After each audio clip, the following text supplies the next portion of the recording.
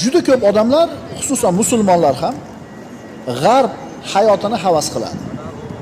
G'arb o'lkalariga borishlikni, shu yerda yashashni, shu yerda pul topishlikni havas qiladi. To'g'rimi? Odamlarning ko'plari havas qiladi. Nimani? G'arb o'lkalarini.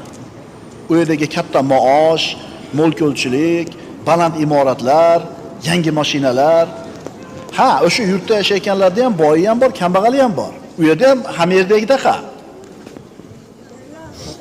Bizga doimiy suratda televideniya orqali ularning boyligi, ularning hashamatli hayot ko'z-ko'z qilinadi. Bir qarasang, fe'lan saodat topgan odamlarga o'xshaydi. Aslida-chi?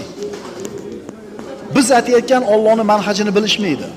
Binobarin ularning o'lchov tushunchalari g'arbcha.